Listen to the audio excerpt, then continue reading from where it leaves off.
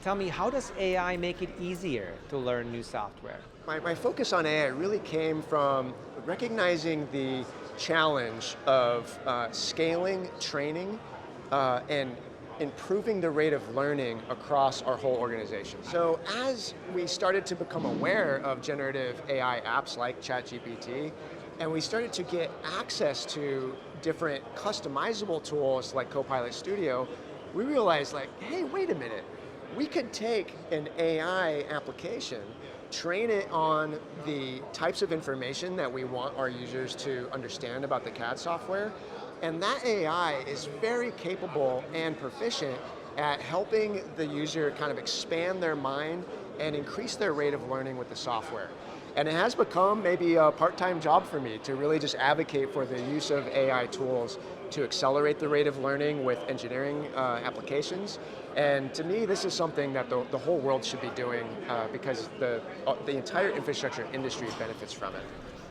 How is AI helping engineers to become better at their craft? In engineering, you are still the engineer. And in fact, we want the engineer to maximize the percent time of their day on actual design tasks, right? We want them to actually practice being an engineer for the maximum number of hours each day. And one thing that is really wonderful about having not even an embedded AI, but just having like a companion AI for that CAD program is that it alleviates the burden of the user to spend time tinkering and figuring out different workflows or tool settings or troubleshooting why something's not working quite right. The AI will just handle those types of knowledge questions quite well, right? And just give them the right amount of information that they need to solve the problem and move on. You're using AI as a digital coworker. We see maybe it's starting small today, where maybe the AI improves your percent allocation, time allocation focused on engineering tasks by maybe a small percent, like maybe 10 or 20%, which is still significant, right?